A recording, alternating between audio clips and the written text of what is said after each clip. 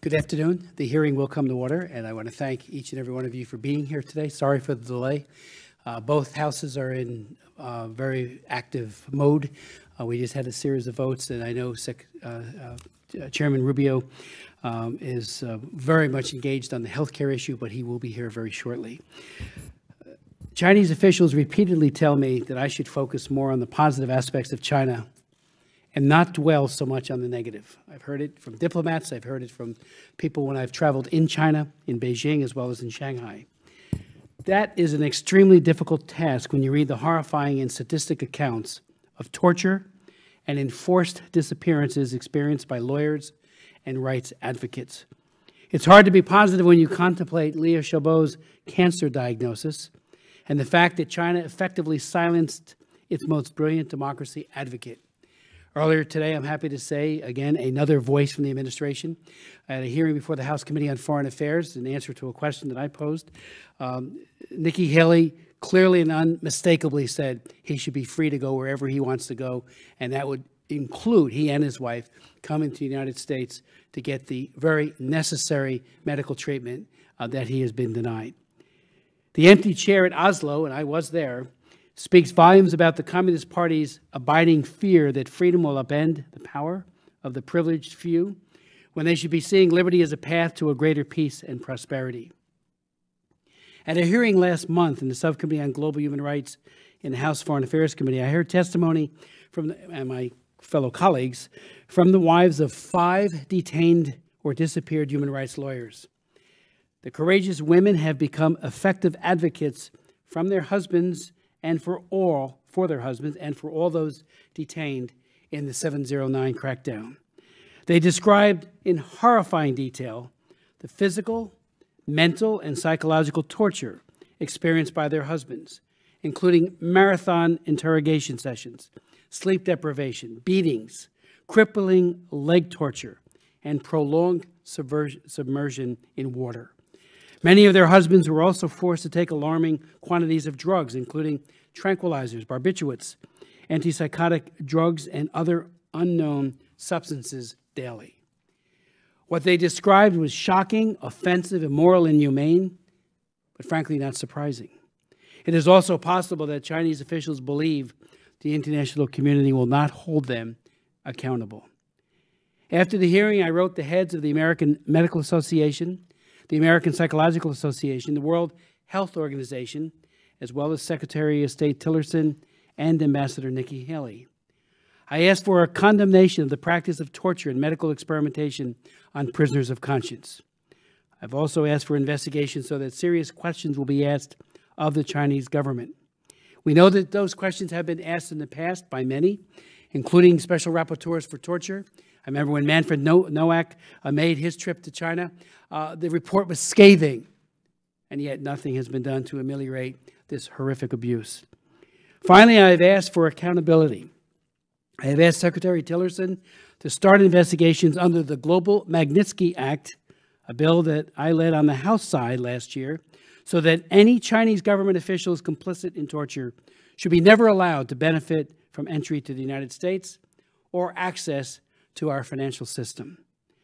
The issues of torture and residential surveillance in a designated location, effectively enforced disappearances, will be priorities of mine and so many others, and the chairman, our good friend Marco Rubio, as this commission moves forward. I believe these issues are where diverse and multi-level coalitions can be built to raise issues with the Chinese government. I would also think we need to do more to prioritize the protection of human rights lawyers and their families. At the hearing last month, I heard the phrase, the war on law, used to describe the systematic effort to eviscerate the network of human rights lawyers. That phrase struck me because though the number of human rights lawyers in China is small, what they stand for was nothing less than the rule of law for everyone, particularly those persecuted or aggrieved by the Communist Party. They stand for the right of everyone in China, religious believers, ethnic minorities, petitioners, women who have been forced to undergo forced abortions, labor activists, or victims of corrupt or of the barbaric population control policies, to always have a fair hearing, due process, and a justice that is not politicized. We all remember the case of Chen Quanzhen, who fought so hard for the women in Lingyi who were being forced into abortions and forced sterilizations, and for that he was brutalized, as well as his wife. And of course, the Communist Party sees the idea of fair hearings, due process, and justice is not politicized as a dangerous idea. It means that they should be accountable to the people. Imagine that. To hundreds of millions of people, in fact, seeking redress for persecution and party corruption. Xi Jinping is feted in Davos for his commitments to openness and the rule of law, but it is rule of law for the few and the privileged, and rule by law for the rest. The failure to implement the rule of law to favor a type of lawlessness in the pursuit of keeping the Communist Party in power has serious and lasting implications for U.S.-China relations as well. We must recognize, after the failure of 2.5 decades of the so-called engagement policies, that China's domestic repression drives its external aggression, its mercantilist trade policies, and its unimaginable decisions to keep propping up a murderous North Korean regime. I know the Chinese government wants me and others to focus on positive things. I think one positive development here is that the spouses and families of rights advocates and lawyers have given Beijing a rightly deserved headache. They have refused, absolutely refused, to be silent about their spouses' detentions or disappearances, and have used the internet and media to get out their message. This trend is something new, something different, something we need to honor and deeply respect, because they are under great pressure to be silent through intimidation, harassment, threats, and detention. I want to say to our witnesses, Chung Yu, that we appreciate your testimony here today and the fact that you are speaking out on behalf of your father. We know that this commission is an advocate for you, your family, and your entire family. If you or your family face reprisals because of your testimony here today, the Congress will take it as a personal affront to the work of this body. I know your petition has gathered 94,000 signatures. Please make sure that my name is 94,001. The one thing that gives me hope is that the people of China long for liberty, justice, and opportunity.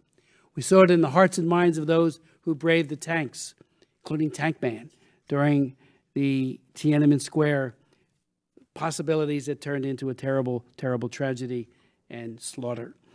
But it was the heart of the Chinese people that came through. They want freedom. They want democracy. They want respect for fundamental human rights. The need for principled and consistent American leadership is now more important than ever, as China's growing economic power and persistent diplomatic efforts have succeeded in dampening global criticism of its escalating repression and failures to adhere to universal standards. The U.S. must be a beacon of liberty and a champion of individual rights and freedoms. The United States must also continue to be a voice for those silenced, jailed, or repressed in China. We cannot and will not forget those in China who bravely are seeking liberty and justice and the inalienable rights that we all share here in the United States. Like China's human rights lawyers, like Liu Xiaobo, those who bravely seek peaceful change in China.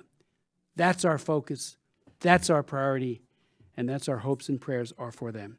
I'd like to now turn it over to distinguished Chairman. Well, thank you very much. Thank you for filling in. As you know, the Senate's involved in a number, one big issue on the health care issue, and it delayed us here a little bit while we were involved in a conversation. So I thank you for starting it and for taking over, and all of you for being here this afternoon. This hearing is entitled Gagging the Lawyers, China's Crackdown on Human Rights Lawyers and Its Implications for U.S.-China Relations. We'll only have one panel testify today. It's going to feature Terrence Halliday, who is the co-director of the Center on Law and Globalization at the American Bar Foundation, and also the co-author of Sita Liu, co-author with Sita Liu of the book Criminal Defense in China, The Politics of Lawyers at Work. Tung Biao, a Chinese human rights lawyer. He's a visiting scholar at the Institute for Advanced Studies and co-founder of the Open Constitution Initiative and China Human Rights Accountability Center. Xiaorong Li, who's son of imprisoned human rights lawyer Xiaorong Li and a student at Liberty University. and Li Xiaorong, who is an independent scholar, formerly with the Institute for Philosophy and Public Policy at the University of Maryland. We thank you all for being here. Before we move to the topic at hand, I want to take a moment to acknowledge the news this week regarding the reported transfer of 2010 Nobel Peace Prize laureate Liu Xiaobo from prison to a hospital for treatment for late-stage liver cancer. This should not be confused with an act of mercy on the part of the Chinese government. His 8 years of imprisonment due to his eloquent appeals for nonviolent political reform and protection of human rights remains a travesty of justice and a stain on China's human rights record. Dr. Liu's medical parole is not the equivalent of an early release from his prison sentence, or that he has the freedom to meet with his wife, Liu Xiya, and other family members and friends. I've urged the President to seek the humanitarian transfer of Dr. Liu and his wife to the U.S. to explore what medical options may be available. I'd also like to briefly read a quote from an editorial that ran in the Communist Party-controlled Global Times. The writer gloated, quote, "China has not collapsed as the West forecast in the 1980s and 90s, but has created a global economic miracle. A group of pro-democracy activists and dissidents lost a bet and ruined their lives. Although Liu was awarded the Nobel Peace Prize, he is likely to face tragedy in the end." End quote. What a grotesque expression in this Communist Party-controlled publication. Any notion that Dr. Liu will receive adequate medical care under the supervision of his captors is simply absurd. I was pleased to read this morning that the newly arrived U.S. Ambassador, Terry Branstad, has urged the Chinese government to allow Dr. Liu to seek treatment overseas. As the Nobel Committee noted, Dr. Liu exemplifies the long and nonviolent struggle for human rights in China. That same spirit animates the work of the Chinese rights lawyers we will hear about today. July 9th, 2017 marks the 2-year anniversary of the start of what has been described as an unprecedented nationwide crackdown on human rights lawyers and legal advocates in China, an event that's come to be known as the 709 crackdown. While perhaps unprecedented in scale and coordination, nearly 300 rights advocates were detained, summoned for questioning, or disappeared. The crackdown began much earlier. Xi Jinping's rule has been marked by extensive campaigns to silence political dissent, curtail civil society, and ensure ideological loyalty to and conformity with the Chinese Communist Party. No sector of society is untouched. Business leaders, bloggers, social media users, university professors, journalists, religious adherents have all been targeted. But China's rights defenders and lawyers have been the tip of the spear for even longer. As our second witness, Dr. Teng Biyao, can no doubt attest. This small but tenacious group is closely linked to the growth in legal rights consciousness among ordinary Chinese citizens. China's rights defense movement converged around the incidents of injustice that resulted from the single-minded drive of the Chinese government and the Communist Party for rapid economic growth without political reform.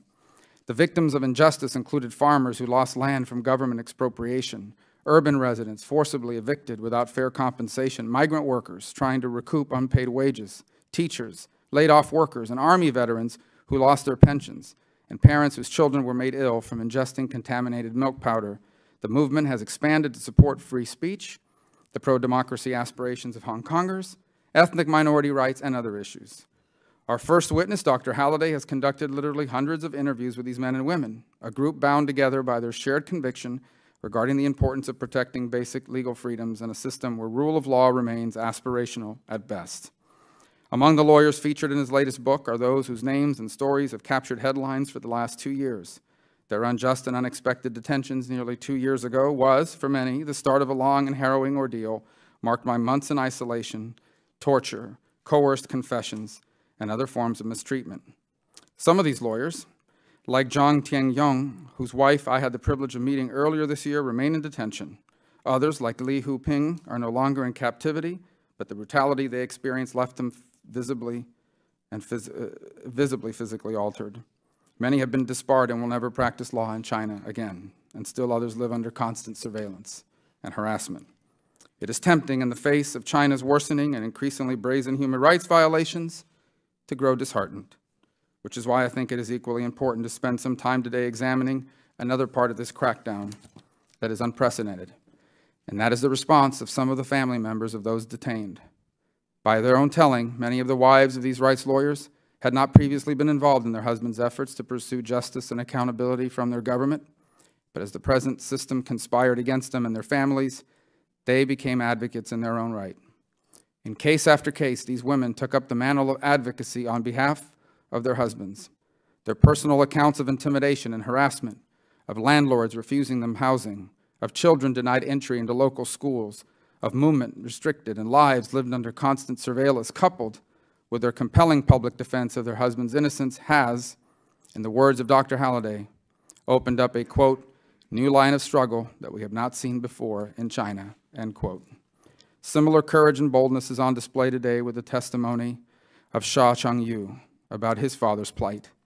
Even for those of us who hold steadfastly to the view that the United States foreign policy must be infused with the principled defense of human rights and the promotion of basic freedoms, there remains the notion that change in China will ultimately come from within.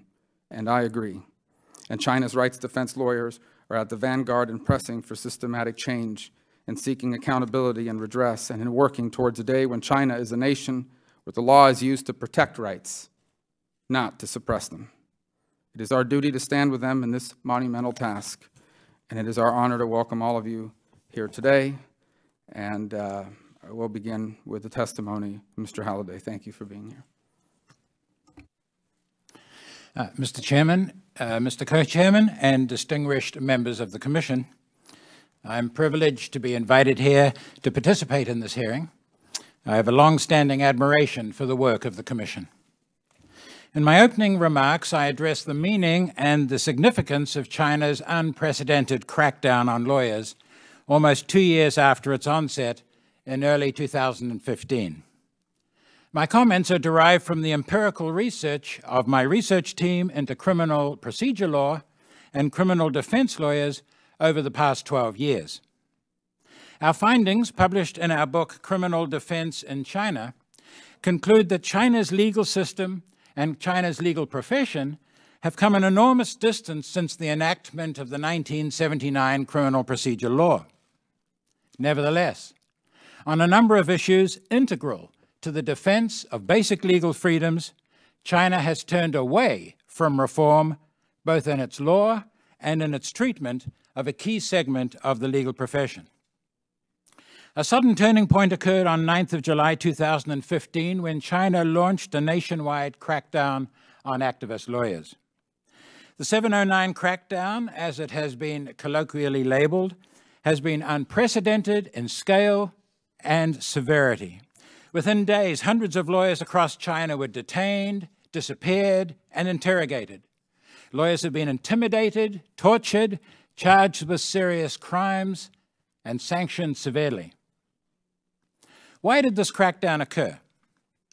Research on activist lawyers reveals deep grievances held by hundreds of millions of Chinese who suffer from health-threatening pollution, from takings of their homes and land, from widening inequality, from religious controls and persecution, from discriminatory treatment of minorities, from inadequate protection of workers and women, and from exploitation and vulnerability of migrant laborers, among others. The sheer quantity of disaffected and angry populations can fuel widespread social unrest. Lawyers often become the help of last resort when every other channel has failed. Therefore, over the past several years, the Chinese Communist Party has faced a double threat to its survival. On the one hand, economic and social problems appear to be multiplying and intensifying. On the other hand, lawyers increasingly have been articulating and expressing those grievances through law in highly visible ways. What triggered the crackdown on lawyers on 9th of July 2015? Over the last several years, activist lawyers significantly increased in numbers. Hundreds of new activists, many of them young and well-educated, signaled their willingness to join the front line. Lawyers magnified their ability to mobilize. Since 2011, lawyers increasingly came together in large defense teams, in difficult trials. Through social media, activist lawyers could create instant crowds to rush to a courthouse or defend a lawyer being harassed by police. Nationwide, online networks could mobilize hundreds of lawyers for new cases or emergency situations. The power of social media multiplied the impact of a new type of lawyer. So-called die-hard lawyers actively used the social media and street theater to activate supporters and expose problems in defending their clients. Some lawyers had accumulated thousands or even millions of followers on Weibo, China's equivalent to Twitter. Clearly, China's leaders felt vulnerable to activist, die-hard, and ordinary lawyers' enhanced powers to mobilize publics. What motivates these lawyers to exhibit such courage in the face of a regime that does not hesitate to use inhumane and even life-threatening measures against its opponents? Our research reveals that courage for many lawyers arises from their own life experiences, such as harms to parents during the Cultural Revolution, participation in the 1989 Tiananmen movement, or shocking experiences unexpected in their legal practices. Many lawyers build their courageous representation upon legal ideals that underwrite the good political society. First, they insist on the protection of basic legal freedoms, such as the right to be represented by a lawyer, due process in trials, and fair adjudication. They insist upon freedoms of speech, of association, and religion. Second, they are committed to a vibrant civil society as it is expressed through voluntary associations and an open public sphere. Third, these activist lawyers strongly oppose arbitrary executive power, and they call for checks and balances within the state. Our research documents that many lawyers, notable and ordinary practitioners, also draw their courage from their Christian faith. Christians insist upon the values of equality. Most importantly, that in the eyes of God and in the eyes of the law, said one lawyer, quote, Chairman Mao is as equal as me, close quote. They champion the Judeo-Christian emphasis on a political and legal order that delivers justice, often quoting, like Martin Luther King, the biblical prophets Amos and Micah. They believe in fairness, that justice should be available reliably and fairly to all, whether they are Han Chinese or Tibetan, party members or Falun Gong members. Finally, they hold China's law accountable to God's law.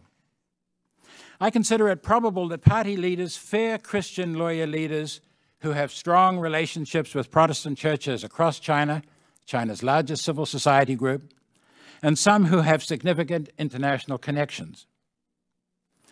What does the lawyer crackdown tell the world and us about China's future?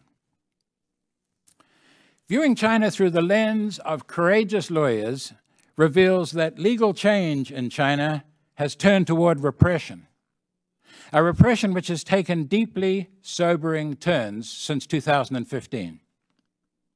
Nevertheless, deep impetuses for change remain within China. Repressive actions themselves may be self-subversive. Notable activists refuse to surrender easily or to go quietly. Their wives, their comrades spring to their defense. Significant numbers of grassroots lawyers continue to harbor visions of alternative legal, political futures. An international community ratchets up its efforts at solidarity, pressure, and support for lawyers. Where goes China may depend very considerably on where go its lawyers. Will it follow long, peaceful paths of reform and the expansion of basic legal freedoms that are offered by these activist lawyers? Or will China lurch towards a violent, explosive path that could lead to fearful, unpredictable outcomes? To honor the Commission's time constraints, I conclude but I look forward to offering some recommendations during the question and answer section. Thank you. Thank you. We'll recognize our second witness, Tung Biao. Mr. Chairman, distinguished members of CECC, I'm honored to be invited to testify at this especially important hearing. The coming July 9th, second anniversary of 709 crackdown, there will be events in DC, Hong Kong, Taiwan, and some European cities to mark the inaugural China Human Rights Lawyers Day, which I have been organizing for months. Chinese human rights lawyers have since 2003 become one of the most active and effective forces in China defending rights and freedom, and inevitably have been the target of the government's persecution since the beginning of the rights defense movement. Because of my work of promoting human rights and democracy since 2003, I was disbarred, banned from teaching, and eventually fired, banned from traveling, and kidnapped for 3 times by the secret police. In 2011, I was detained in a black jail for 70 days in an extreme form of solitary confinement, physically and mentally tortured. My wife and daughter were banned from traveling abroad, and my wife fired by the company he worked for due to the pressure from Chinese government. Collective punishment is frequently used by Chinese authorities to maximize intimidation. The purpose of torture and collective punishment was to make me stop my human rights work, but I didn't. The persecution of rights lawyers reached its peak in 709 crackdown. 8 lawyers are still in prison, including Jiang Tianyong and Tu Fu Wugan. Wang Quanzhang is still disappeared since July 2015. His family and lawyers don't even know whether he's alive or dead. Dozens of lawyers were severely tortured, including beatings, electric shocks, sleep deprivation, death threats, months or years of solitary confinement, so on and so on. Notably, it has been confirmed that many lawyers and activists were force-fed with medicines which caused them muscle pain, blurred vision, and other physical and mental harm. The prison conditions and the treatment in detentions are extremely inhuman and cruel in China. As we know, deliberate neglect aggravated Liu Xiaobo's cancer. Both Liu Xiaobo and Liu Xia clearly expressed that they want to go out of China. The rights defense movement has emerged since early 2000 as a new focus of the Chinese democracy movement after the Xiden democracy war movement in late 1970s and the Tiananmen democratic movement in 1989. Let's take a brief look at the history of the Chinese Communist Party. When the Communist Party was facing a deep political and economical crisis in the late 1970s after waves of political campaigns and the brutal Cultural Revolution, it had to introduce a process of legalization and marketization. Legalization was necessary for establishing social order and market economy, and thus was beneficial to the political system when mass mobilization was not applicable anymore. Millions of laws and regulations were made, legal professions were recovered, but the CCP never meant to accept a democratic transition or rule of law. Oppositional politics is prohibited, but we lawyers and rights advocates tried our best to use existing legal channels to defending human rights and freedom. Starting with a narrow space, the rights defense movement attracted more and more supporters, such as lawyers, bloggers, persecuted religious groups, victims of human rights abuse, and political dissidents. There are incredible achievements under such a repressive regime. For the past 14 years, the development of the rights defense movement was expressed through at least 4 trends, namely organization, street activism, politicization, and internationalization. There is a clear limitation to China's legalization. It is one-party rule, the #1 priority of the CCP. Once the CCP sensed the use of law could be a potential challenge, it never hesitates to nip it in the bud. When Xi Jinping took his office, What the CCP was facing was increasing crises, political, economical, and social and ideological crises. The calculation of Xi Jinping is that without a war on law to destroy the resisting ability of the social and political movement, a color revolution will occur, and thus the monopoly of power of the Communist Party will be in danger. This is the political background of the 709 crackdown. Once again, the CCP's war on law makes it urgent and necessary to change U.S. human rights policy towards China. In 1989, all democracies condemned the Tiananmen massacre, sanctioned Chinese dictators, and supported Tiananmen activists in jail or in exile. Yet very soon, Western leaders couldn't wait to welcome Chinese butchers and dictators, rolling out their red carpet, replete with eager hugs and state banquets. In 1994, U.S. government granted permanent MFN status to China to delink human rights to trade, despite protests from human rights groups. Then China was allowed to enter the WTO and international market. China was given the opportunity to host Olympics, World Expo, APEC, and the G20. China was voted in as a member of UN Human Rights Council again and again. Now China has become the second largest economy and is playing an active and aggressive role on the international stage. Cyber attacks, South China Sea aggression, abducting overseas booksellers and activists, Confucian institutes which erode academic freedom, the list goes on. China is demanding a rewrite of international norms, wanting to create a new international order in which rule of law is manipulated, human dignity is debased, democracy is abused, and justice is denied. In this international order, corruption and persecution are ignored, perpetrators are immune, and dictatorial regimes are united and smugly complacent. I'd like to point out the U.S. human rights policy toward China has long been based on a series of erroneous theories and mistaken presumptions regarding Chinese politics and society. I don't have time to go into details, but the erroneous theories cover misunderstanding of China's market, constitution, international accountability, NGO, so on and so on. Finally, I'd like to offer a few recommendations here. Link human rights to trade and other important issues that CCP cares about. Implement the Global Magnitsky Act to ban Chinese perpetrators and corrupt officials from entering the United States.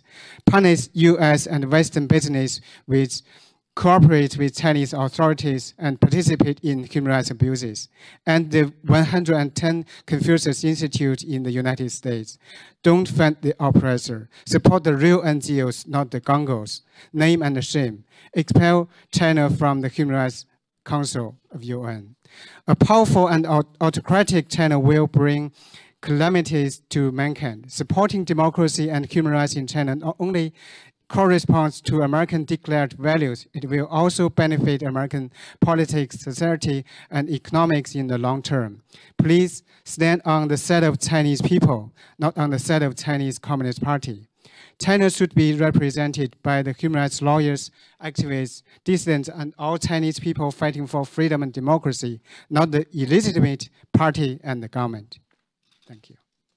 Thank you so much for your testimony. Our third witness is Xiaorong Li. He's the son of a prominent imprisoned human rights lawyer, Xiao Lin. He's currently a college student at Liberty University, but his mother still lives in China.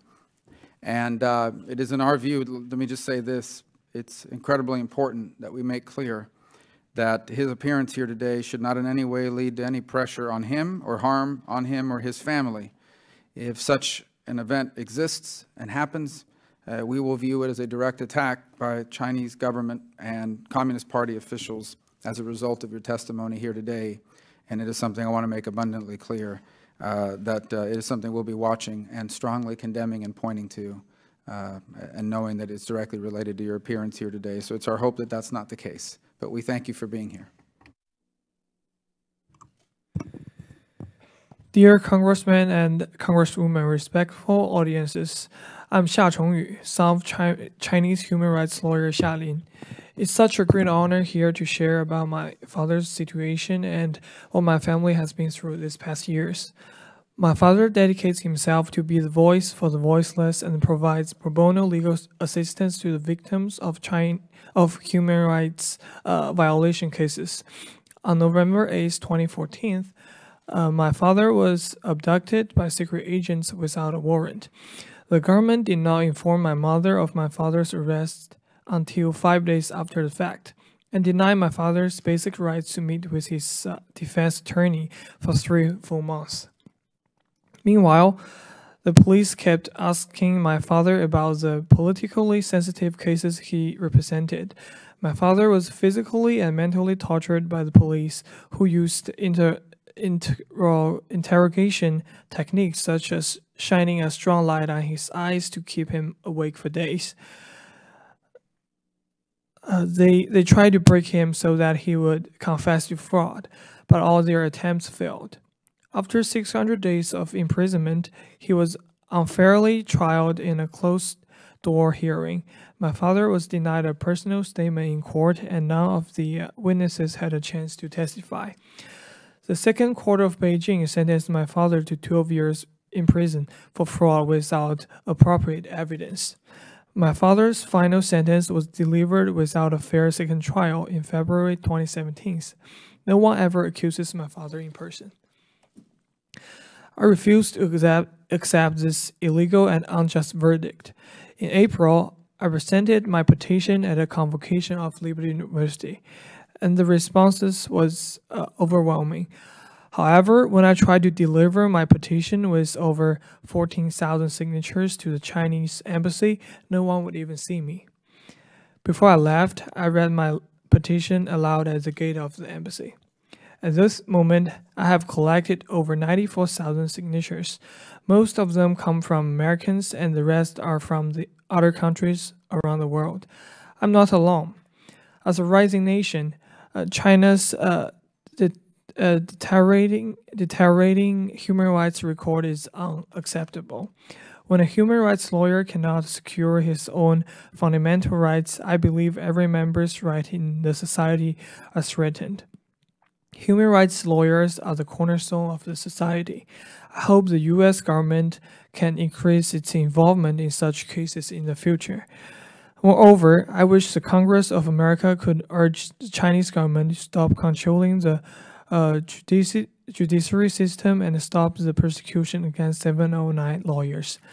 Lastly, I plead the White House summon the Chinese ambassador and ask the Chinese government to respond to me and my 94,000 petition supporters.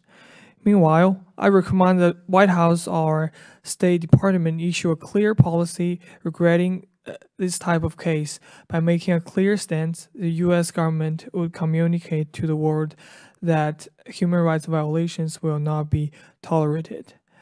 I appreciate the Congress for organizing this hearing so that our voice could be heard by the world. Thank you. And we thank you for your testimony here today. We're going to begin our questions, and I'm going to turn it first over. Oh, I apologize. I'm so sorry. I'm so sorry. Yeah, hold on.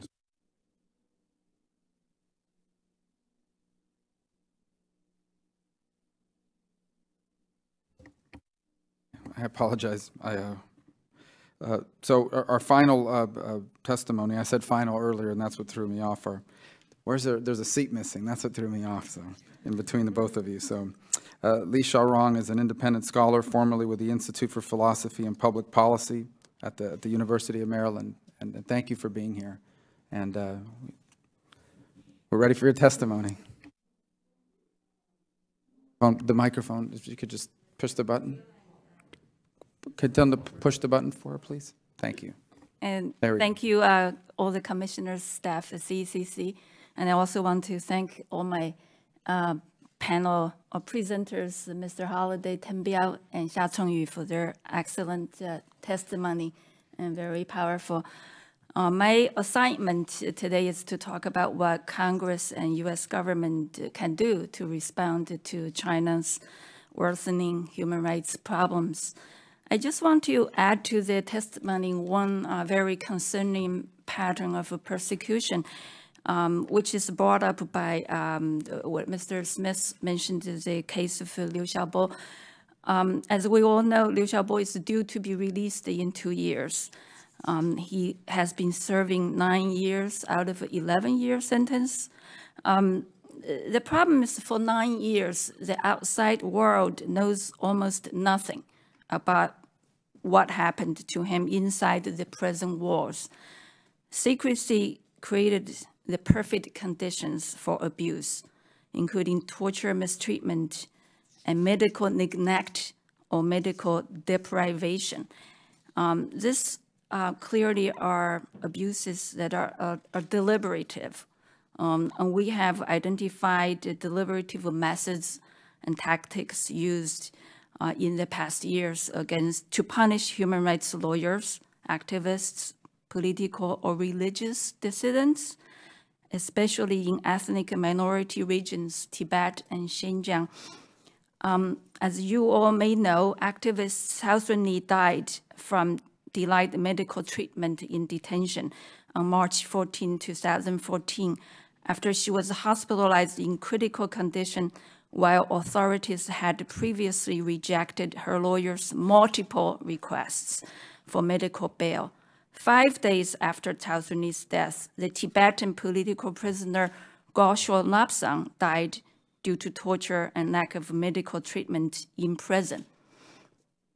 One human rights organization has kept a medical watch list tracking cases of currently detained or imprisoned individuals who suffer from deteriorating health and have been deprived of adequate medical treatment and denied release on medical grounds. So what should Congress do? What should the US government do to respond? This is a very big topic.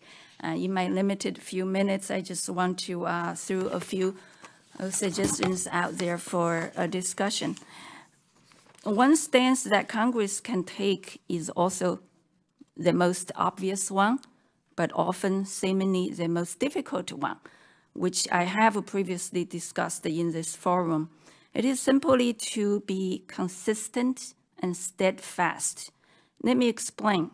The CECC and the State Department both produce carefully researched annual human rights reports based on excellent data and expertise analysis.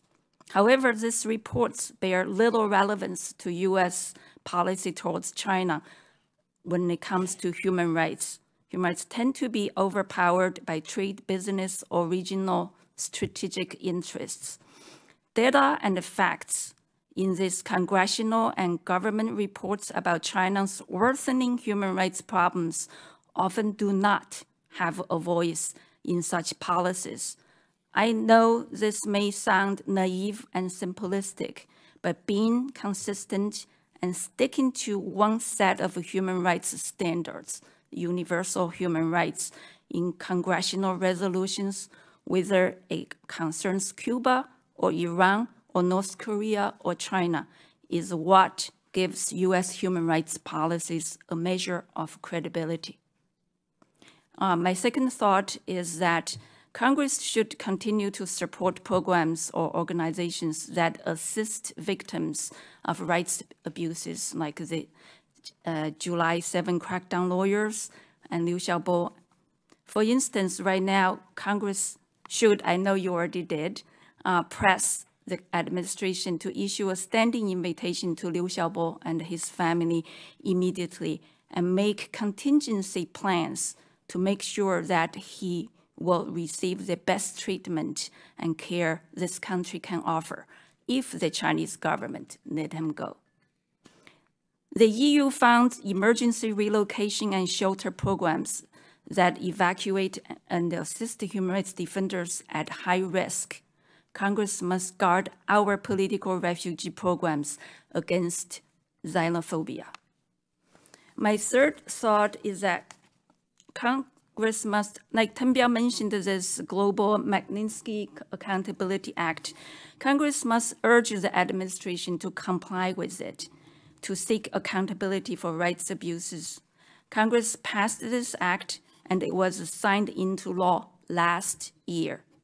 It is a brave new tool that the U.S. government must use to hold perpetrators and corrupt officials in the Chinese government accountable. For years, critics of economic sanctions argued that they will hurt the average Chinese, and many of us have also realized that the U.S.-China human rights dialogues have produced no real impact. Now, this new law can be used to target abusive officials with no quota restrictions on how many from which countries could be designated, as long as credible evidence against them can be presented. But the decision is with the administration, where such decisions might very well be subjected to whims of other priorities. Congress should make sure that the president's other interests in China do not get in the way of holding Chinese officials accountable for human rights abuses. My very last thought is that Congress should support U.S. actions holding the Chinese government accountable for its failures to live up to its international human rights obligations. China is a member of the Human Rights Council. It has signed or ratified 9 out of 10 major human rights treaties, such as the Convention Against Torture, which China ratified 29 years ago. Yet the Chinese government continues to derail rule of law reforms, undercut any independence of the judiciary, and disregard legal safeguards for detainees from torture. As China becomes a rising world power, the government's systematic human rights abuse raises serious questions about its credibility or fitness to take global leadership in areas where the U.S. is retreating. The Chinese government has a clear track record of signing up for international human rights treaties, meanwhile violating them outright back at home and in countries where it is investing, lending money, and building infrastructures. It is important to lay bare this track record of deceit and hypocrisy. A government that can't honor its own commitments, can't keep its own promises, has no credibility. Congress should urge the administration to actively engage other member states at the UN to keep out governments with worsening human rights conditions like China from the Human Rights Council. Dig in, do not retreat from the multilateral background to fight abusive governments and stand up for victims. Thank you. We thank all of you for being here today. We'll now begin to the questions. It's all 4 of them, right? I'm not, all right. I'm going to let, we're going to hear first on the question round from the co-chairman, and we thank you for opening the hearing today. Thank you for your leadership, Mr. Chairman, which has been extraordinary for many, many years. Let me just, there was an excellent and incisive op-ed in the Washington Post on June 27th, co-wrote by Xiaorong Li, who's here, who has testified before this commission on several occasions, and Jared Genser. And just very briefly reading from it, and you'll see why I'm raising it in a moment.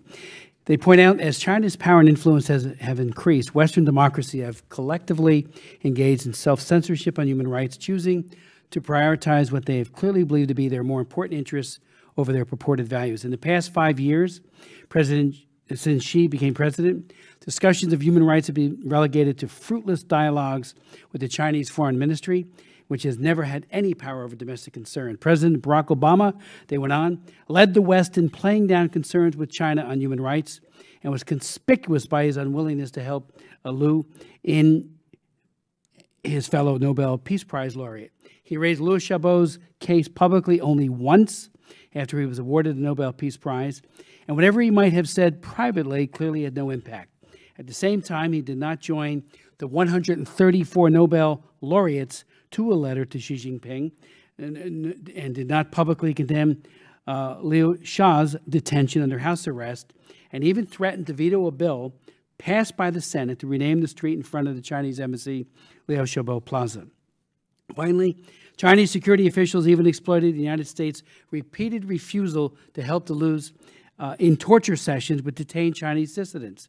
They explained to their victims that they surely must have observed that Washington had refused to help the world's only imprisoned Nobel Peace Prize laureate and his wife.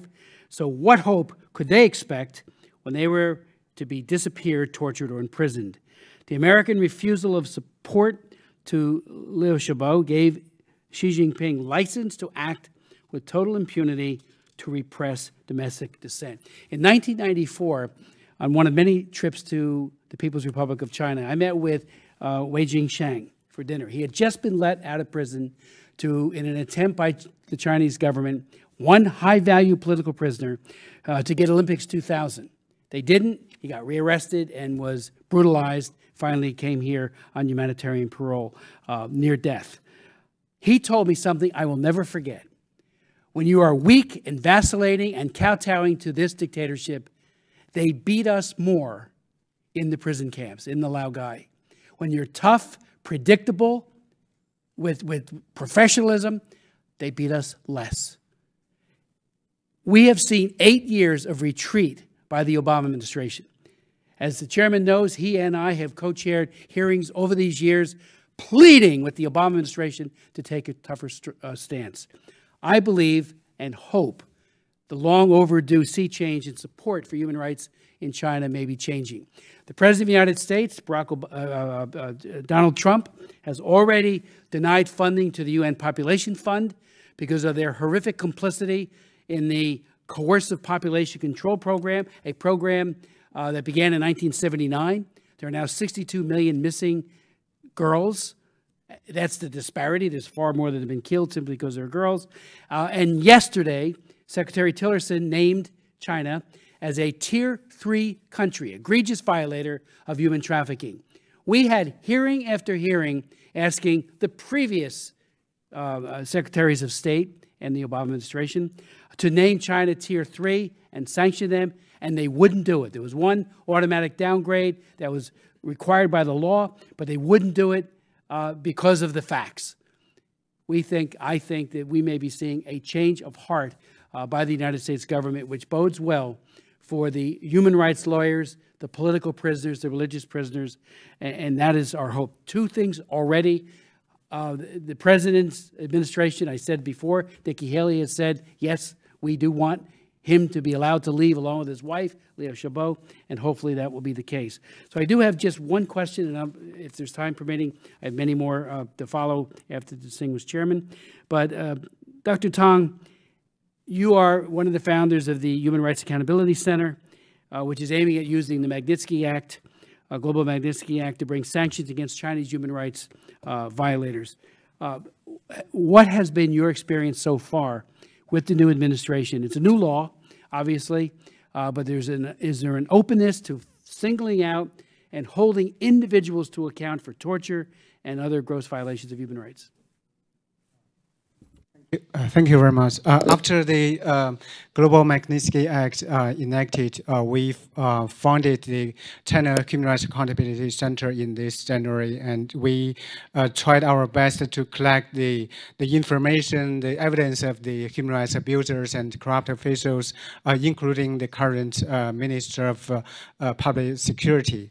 And we have provided materials to the State Department, and we have established a website,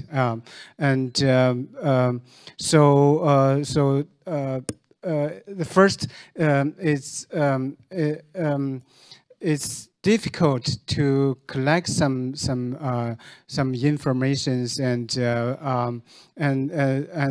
sometimes it's hard to meet the requirement of the American government.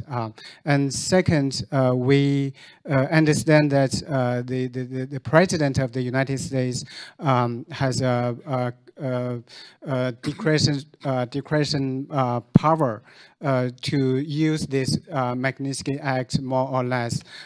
So I do hope the American Congress, the CECC, can send a clear message to give pressure to the White House and the President.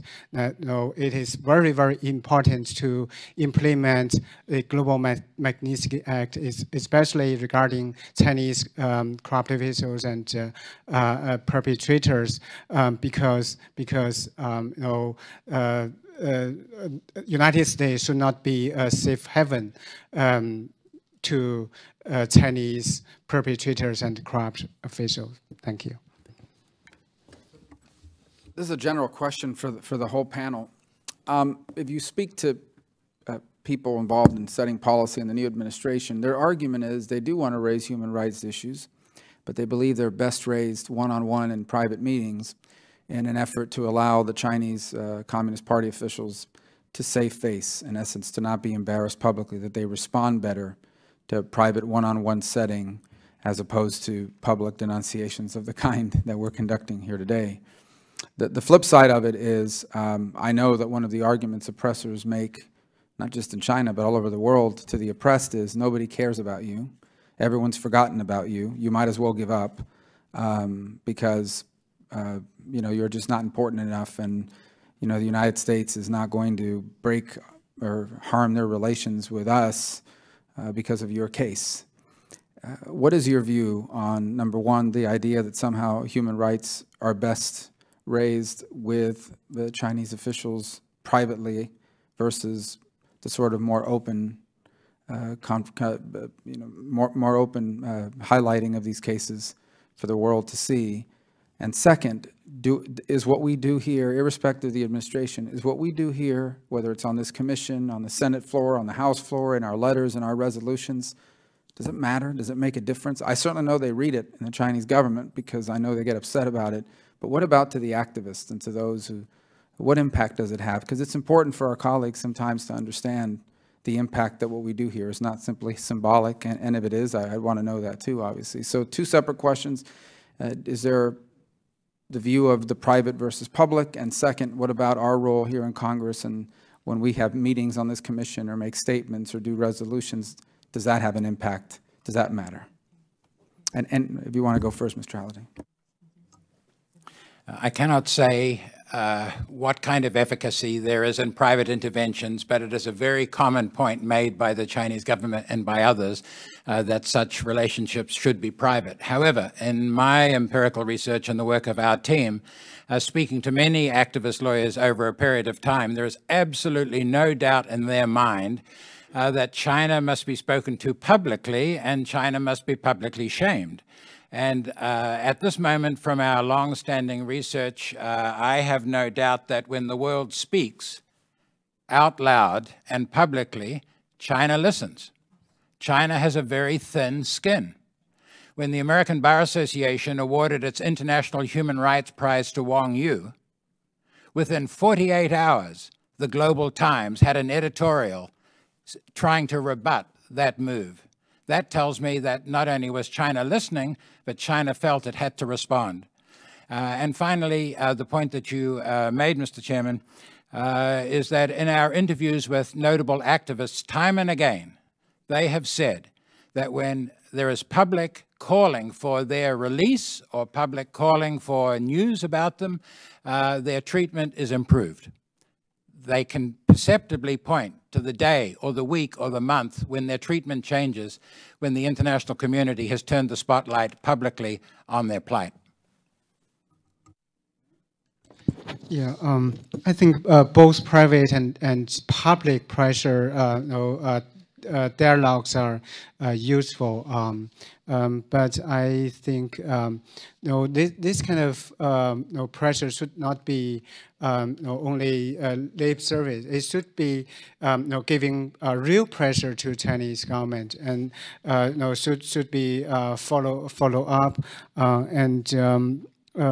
So you should send a clear message to Chinese government that this human rights issue or a list of political prisoners or one certain case, really matters, and it should have negative consequence if you don't respect your own constitution or the international human rights standard. And when I was detained and tortured, the United States is my important hope. So if United States refuses to pay attention to Chinese freedom and human rights, and the people in the prison, the people in custody, will be very, very hopeless. Yeah. Thank you. I think the both private and public way is needed, because for the private part, I think for the individual cases like Chen Guangchen, we can the American government can talk to a Chinese government personally to save those individual and specific cases. And for the public, those are for the underprivileged people who is under threatened. So I think the private work should work for the lawyers and the human rights defenders who is already persecuted, and the public ways working for the underprivileged people to protect them in the future. And I think that the Congress is definitely working. It's not just our voice being heard, but for example, I went to the Chinese embassy with my petition and my signatures, but as a Chinese legal citizen, nobody would even see me. But I can talk through here, and the Congress has the power to talk with the White House, and the White House has the power to summon the Chinese ambassador to respond to my petition. So I definitely think the Congress is doing some work. Thank you very much. I think it's just a matter of accountability. Whatever is privately said, nobody knows who is going to hold people accountable, both the Chinese officials and the U.S. officials. We don't know what was promised, what was raised, and how can you hold anybody accountable if nothing happens afterwards. And the other issue is the information imbalance. In China, there's already so much secrecy. Secret detention, secret interrogation, disappearances, and now they just revised the government public information disclosure law, make it practically no information would be disclosed. So we already don't know so many things, and we are, going to advocate further secrecy in human rights discussions. I think we're not on a playing field when we're talking about U.S. officials meeting with Chinese officials.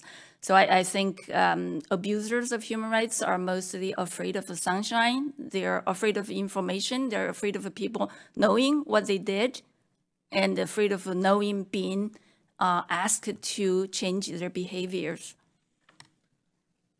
In the past, when we have interacted with rights activists and others in China, a number of them have told us that they have experienced both some level of harassment, even when here in the United States, even on Capitol Hill, actually, by those working on behalf of the oppressors. But more importantly, the sort of implied threat that they could reach them anywhere in the world, that if they had to reach out and affect their lives in some way, they could do it, that they really weren't safe anywhere, that these sort of threats. I just wanted to ask, because all of you have been so vocal and open on some of these issues, have any of you, if you're comfortable sharing, obviously, ever felt, as if you have been the subject of that sort of implied or direct threat of intimidation, either here while present in the continental United States, even perhaps because of your appearance here today? And if you're not comfortable saying, then obviously that's an answer too.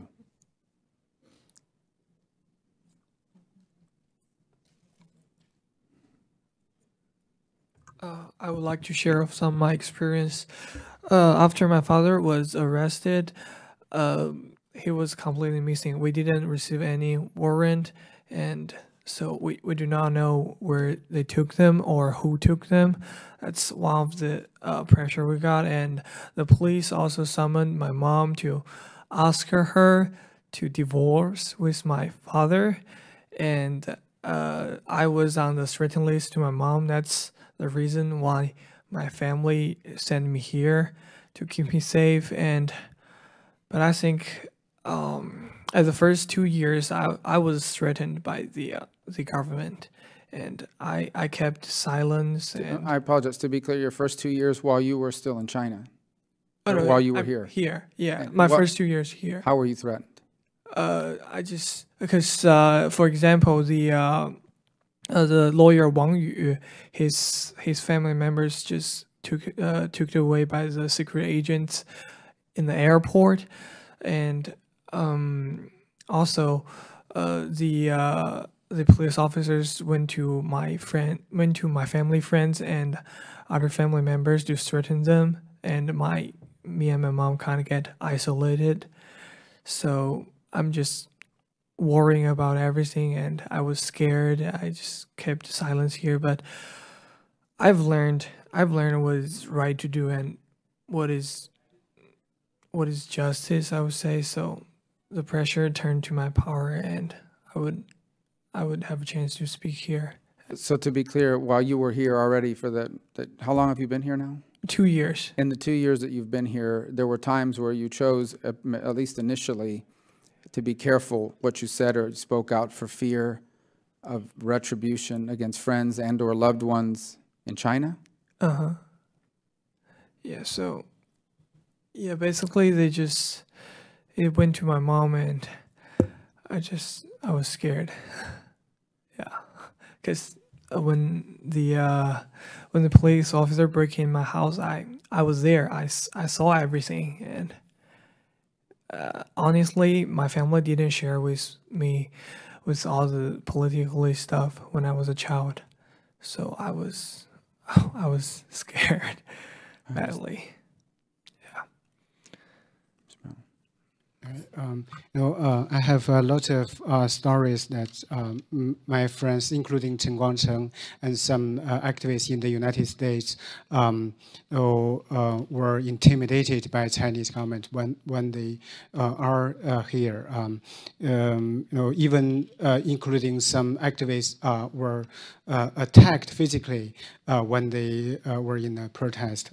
I myself, when I was in attacked physically here in the United States? In California, yeah, and yeah, by some unidentified person, and obviously they are hired by Chinese government or Chinese embassy. And when I was in Boston Harvard Law School, my wife and one of my daughters were banned from going to the United States. So we were separated for nearly 1 year. Obviously, the purpose of their travel ban is to silence me. And my last winter, my wife was fired by the company she was working for because of the clear pressure from the Chinese government. So they use all kinds of the collective punishment to marginalize, to silence, to intimidate the human rights activists in the United States. Okay. I know the co-chairman has further questions. Thank you very much, Mr. Chairman. Can I just ask you, Dr. Tong or Mr. Tong, you might want to speak to this, how the crackdown on lawyers, and maybe Mr. Halliday, you as well, the crackdown on lawyers, how has it impacted on civil society? It seems when you go after the lawyers, the impact has to be even more profound. We know the NGO law, the religious freedom crackdown that's gotten even worse under Xi Jinping, tightening the screws, making it harder and harder and harder. And then when your last resort, and Doc, you might want to speak, Dr. Li, to this as well, does this just chill civil society? Yeah, in China there are altogether 300,000 lawyers, but only several hundred human rights lawyers. During this 709 crackdown, almost all active and famous human rights lawyers were either arrested or disappeared or interrogated. So for the whole civil society, it is harder than before to find a human rights lawyer to represent their cases. So the vulnerable groups, the Tibetans, Uyghurs, Falun Gong, and other religious groups, the petitioners. So they were also targeted. Many of these, other activists and house churches were arrested and sentenced, lawyers have more risk than before to take these sensitive cases. So the chilling effect of the roundup of human rights lawyers is very very strong, and many lawyers have to give up. And have to keep silence. But on the other hand, some new lawyers can still stand up to join the human rights movement, and some new activists are courageous enough to stand up, to speak out. So what the government want to achieve is a total silence. But I don't think the Communist Party can destroy the whole civil society, the whole movement completely. Thank you. Let me just, yes, Dr. Halliday. May I add that civil society is a vast number of people in China. And following Dr. Tang Biao, the thought that it is possible indefinitely to repress hundreds and hundreds and hundreds of millions of people who want to be able to express their views or who want to get legal representation is very hard to imagine. If you imagine the Christians alone, 80 to 100 million Christians, China's largest civil society group, can you entirely cut them off from any kind of connection or leadership with these rights lawyers? And in fact, our research deals with grassroots lawyers more broadly. But it does seem clear to me that the intent of the party is to take lawyers who were previously able to represent people in the kinds of grievances that Dr. Tang Biao has just mentioned, and suddenly change the minds of the Chinese people about the role that these lawyers play. As one eminent China specialist said, in the past, lawyers were seen as representatives of people who are vulnerable and with grievances. Now what the state is saying with charges of subversion against lawyers is that lawyers are enemies of the state. Lawyers are enemies of the party. Lawyers are enemies of China. So there seems a very deliberate effort simultaneously to crush the civil society, which I cannot believe can continue indefinitely, and at the same time to disconnect civil society from the kind of leadership that it can have among activist lawyers. Yes, definitely. But in fact, the crackdown on lawyers is a shorthand because a lot of them are not lawyers.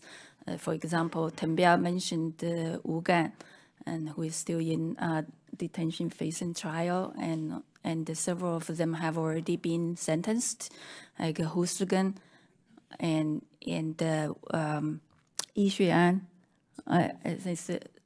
These people are also been detained in the crackdown on lawyers. And the second point I think you brought up is the overseas NGOs law. We have a lot of international NGOs protesting, but in fact, the law most directly impacts domestic Chinese NGOs because several leaders of those NGOs have been detained, they've been interrogated and incriminated for taking foreign funding or working with foreign organizations.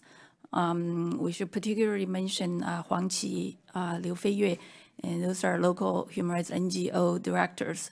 And the third point I want to say is China has systematically been revising or putting out new laws, like the National Security Law, the Internet Security Law, the Anti-Terror Act, and one by one, further restricting space for civil society and using state security to persecute people, and not only physical space for organizing, for freedom of association, but the online space for speech and information.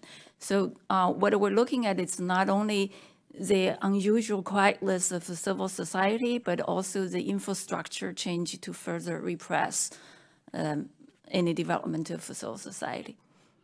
I just have one more question and one comment, if I could.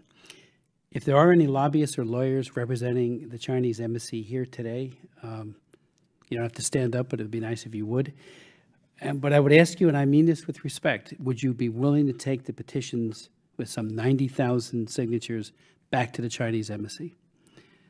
Come and see me or one of the witnesses or Chairman Rubio before the hearing is over, but it would be nice if you would consider doing that. I, too, have gone to the Chinese embassy to deliver petitions, and we stood outside and everyone got in through the door.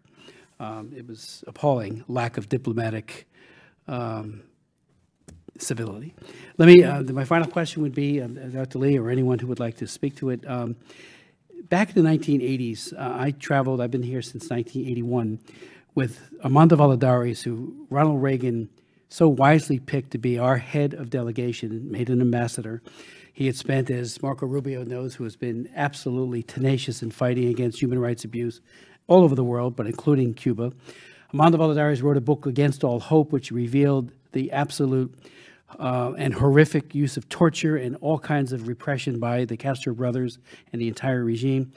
But my takeaway from that trip, besides pushing for human rights in Cuba, was the hypocrisy of the Human Rights Commission, the UN Human Rights Commission. That was replaced by the Human Rights Council, which was with promises and bells and whistles about how it would be different. And yet rogue players, including Cuba today, China today, sit on that panel and spend most of their time criticizing Israel, while China, even during its periodic review, gets through without almost unscathed.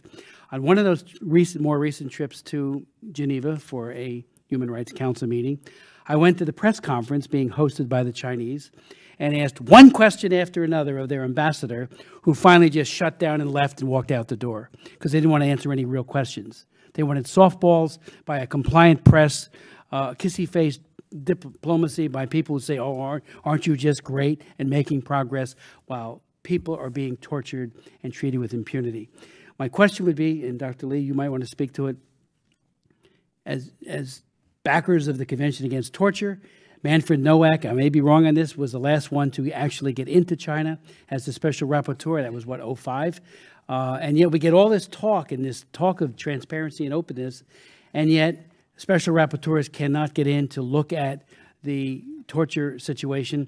And I would just say parenthetically, when I was pushing against what Google was doing in censoring the internet and doing just what the Chinese government wanted it to do, when you went and put in torture, and I did it myself in a cafe later on, years later in the internet cafe in Beijing, you write in torture and you get Gitmo. And you get what the Japanese did, which was horrific, to the Chinese during the Second World War. Nothing about Manfred Nowak's work or any of the other commentaries on the pervasive use of torture by the Chinese. How do we get the UN Human Rights Council? I have brought it up personally with Prince Zaid, the High Commissioner for Human Rights, and say, you know, the respectability of your group and the council itself, as well as your bureaucracy, are compromised when you look the other way, and that is what is happening to these horrific offenses now against human rights abusers, human rights defenders, by human rights abusers, but the prevalent use of torture. How do we reform the Human Rights Council and get the UN to finally step up and say, as was said earlier in testimony, they are thin-skinned. When that ambassador walked off the stage, it was like, let's engage, however long it takes. show me where I'm wrong. And, you know, and I, of course, have had a lot of documentation in my hand that I handed to one of his deputies as he walked out the door.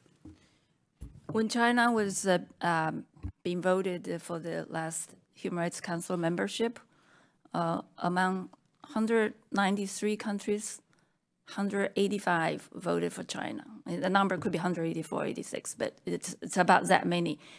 So do the math. Where are the pro-democracy, pro-human rights governments? What are they voting? Whom are they voting?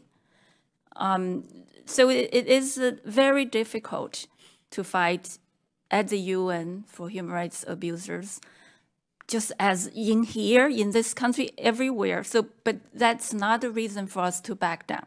And the way I'm saying this is, first, when the UN High Commissioner for Human Rights sent out a statement about lawyers, about Liu Xiaobo, about Tibet, China protests immediately.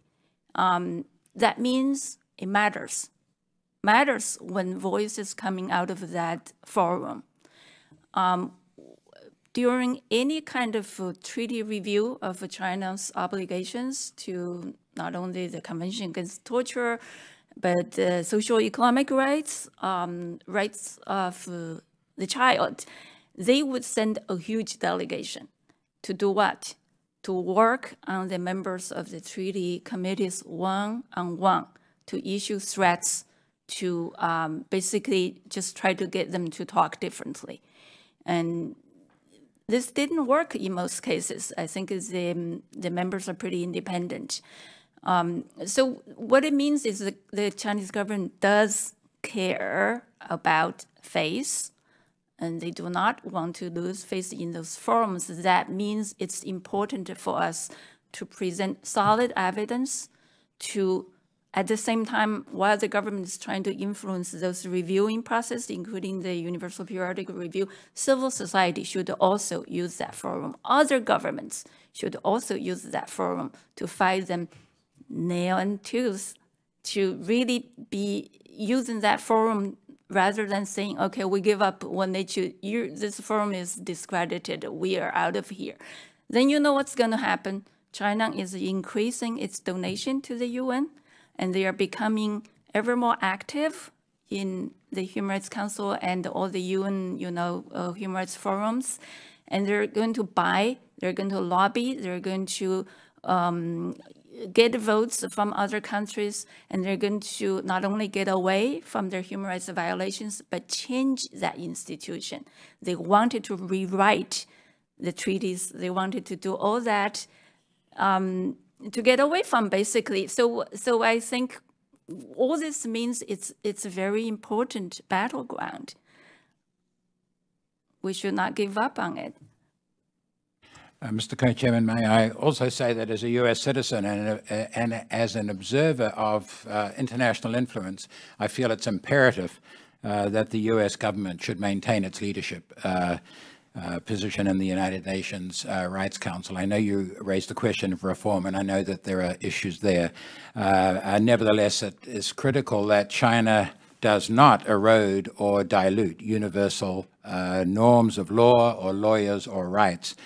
And the Human Rights Council, despite its defects, is nevertheless a prominent forum. It's a prominent forum not only for states that will be outspoken and bold in support of the international moral and political order, but it's a crucial forum for non-state organizations to be able to bring their observations into this United Nations forum. It asserts global norms. It maintains some kind of level of accountability. I would say, frankly, that for the U.S. to surrender to an authoritarian country like China would be defeatist.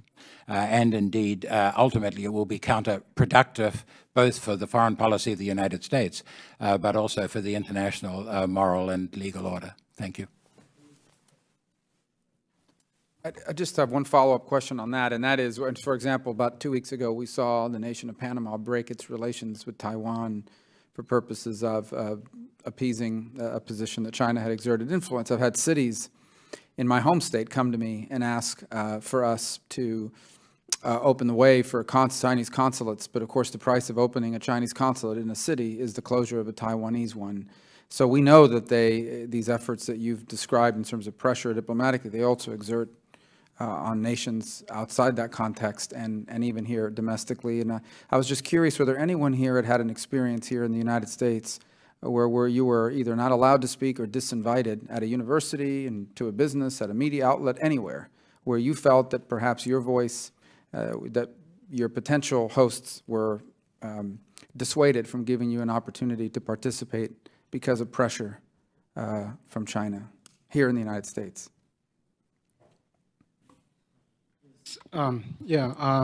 So I have two examples that my scheduled speech were canceled by universities in the United States. Which ones? Which universities? Yeah, one is Harvard. Harvard. Yeah. So why did they tell you they canceled the speech? I think 2 years ago, when the president of Harvard was visiting China, and Chen Guangcheng and I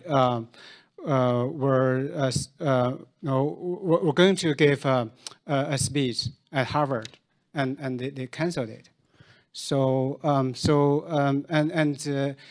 think last time when I was here, I was giving a testimony about my own book that was canceled by ABA, American Bar Association. So they invited me to write a book, and I signed the agreement.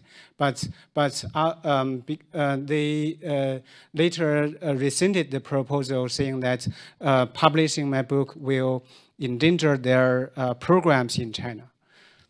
So the American Bar Association, which represents lawyers and therefore defenders of justice, canceled the publication of a book that they invited you to write because they were afraid it endangered their programs in China. Yes. But we did write a letter on that regard. But I want people to hear that so that they understand that this is not something happening halfway around the world. They're doing it to people and organizations in the United States with, I imagine, the threat of being unable to participate in activities in China. There are either economic or other repercussions. Is there any other? Do you have another one, or those are the two that come to mind? You said there were two universities. Do you remember what the second one was? No, just yeah, that I can't. So there are some other examples that they try to invite me, but because I'm sensitive, I'm going to talk about human rights, politics, and they refuse to invite me. And a lot of experience that when I was giving a talk in a university, the other department, like Chinese department or Confucius Institute, they refused to forward the posters, and they told their students not to come to my presentation. Did someone else have someone to add? Anyone else have a similar experience to take a share? Well, do you have any further questions? No, just thank you again, Mr. Chairman. Well, I thank you all for being here. I know at varying degrees, but across the board, it takes some level of real courage. We've heard not just about the threats of cancellation, but the real risk to family. And we're blessed to live in this republic where oftentimes the worst things that happens is somebody says something really mean about us on Twitter. And these hearings are a good reminder that that in many parts of the world, including the most populous nation on earth, the consequences of speaking out or dissent are significantly higher. And I think it speaks to the essence of who we want to be as a nation and as a people. Is America simply a geographic territory, or is it also an idea? And if we're an idea, then, and that idea is that we believe all human beings are entitled to rights that are given to them at birth by their creator, and government's job is to protect them, not to deny those rights, not to decide them, and certainly not to deny them. And we seek not to impose our point of view on the world. It's not, some people would disagree with that statement, but I'm not, and nor do we seek to contain China. China is an ancient, revered culture with thousands of years of contribution to mankind. Some of the greatest inventions and innovations in human history came from China. It is a nation with an incredible history and I believe an incredible future. I welcome China's rise in many ways. I don't welcome a totalitarian state's rise. I do welcome China's rise because I believe its people have the opportunity to contribute. And we seek partnership with the people of China to solve, just think about the problems in the world today. If somehow there was a Chinese government that cared about the rights of all mankind combined with the work, could work together with us, I think we'd be a lot further along in some of the major issues confronting this country. But when you don't care about the rights of your own people, why would you care about the rights of anybody else? And that's our problem with the Chinese Communist Party and its leadership, not its people. And I'll remain hopeful that that will change. But in the interim, we'll continue hopefully to speak on behalf of those who agree with us, but don't have the opportunity to express it openly in the nation of their birth. So we are just grateful to all of you for being here, for your time, for your testimony, for your contribution. We look forward to sharing your testimony with our colleagues and continuing to address these issues time and again. And with that, thank you for starting the meeting today. Again, to our co-chairman, with that, our hearing is adjourned.